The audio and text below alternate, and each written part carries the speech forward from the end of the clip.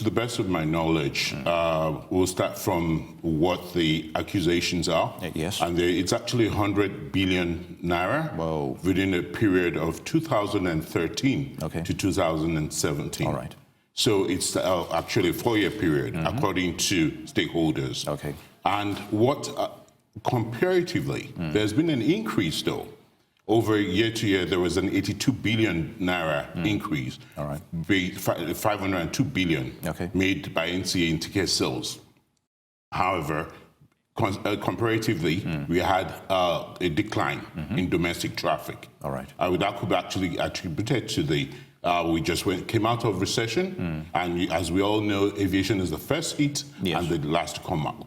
So we had that coming out of aviation of the recession, but we still had an increase on the ticket price sales. But over a 3-4 year period, the stakeholders are claiming there was a discrepancy. What could that be attributed to that discrepancy? In my opinion, we could actually say we have 3 major agencies that actually count those numbers. We have NCA that sets the ticket price and revenues.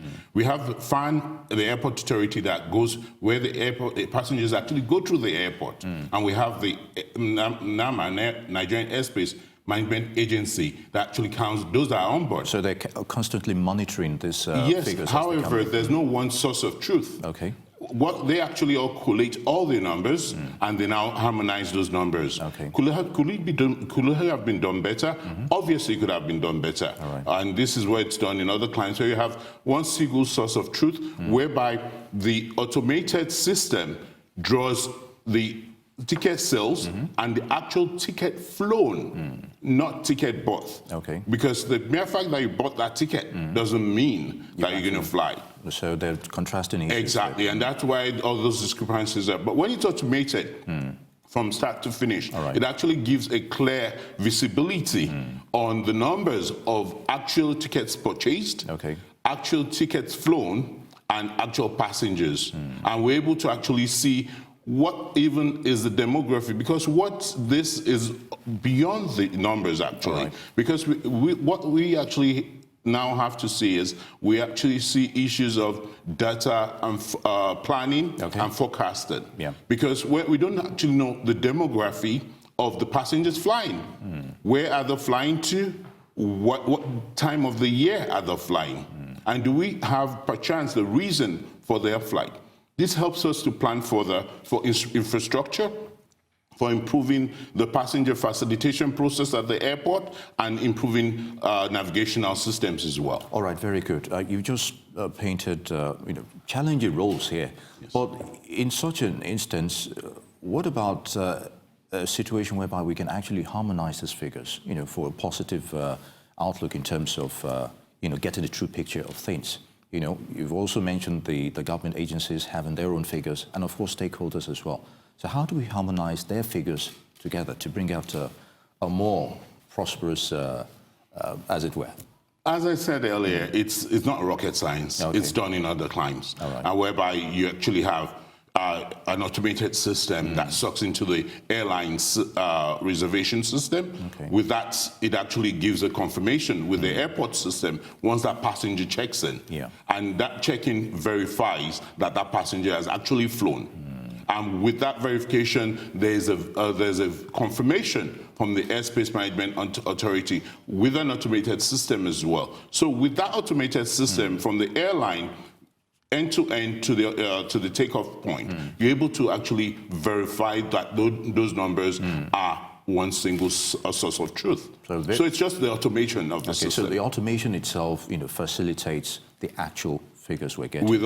Exactly. It would actually help improve, and it would eliminate the discrepancies that are now being highlighted. Very good. Now, I want us to touch on other issues. Talking about fundings in the aviation sector, should government be the major player? It's always about government.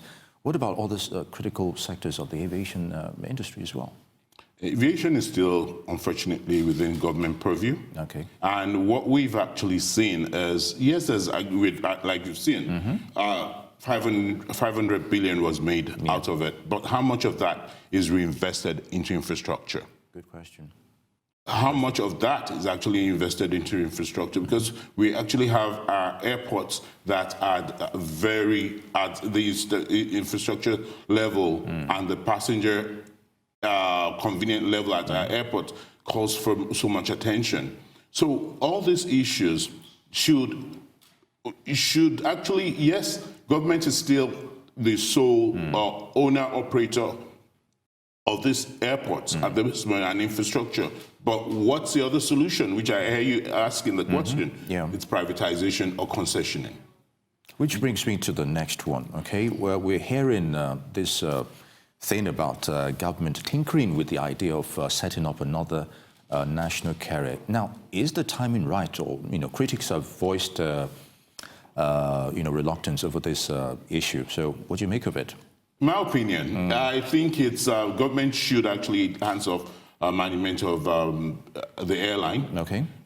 People say it's a national embassy on its own. In air. Okay. But I believe government should focus on education, security, and healthcare.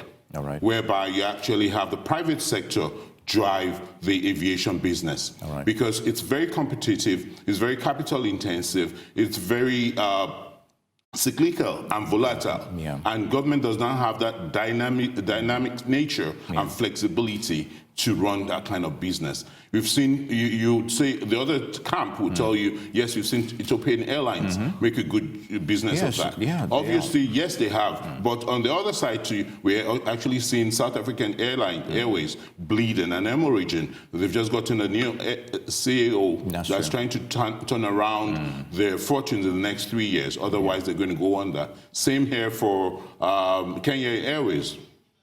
So you actually, in my opinion, they actually have a go-live date for December 24th. All right. And I don't still know what model they're going to actually take or use, because what we have, the challenges we have at this time is you have to actually set up stations. All right. You have to make sure you have your equipment all set and synergize all these different moving parts, from the pilots to the operations to the ground staff. Everybody has to be synergized. We don't see that happening. Can that be done between now and December 24th? I doubt it.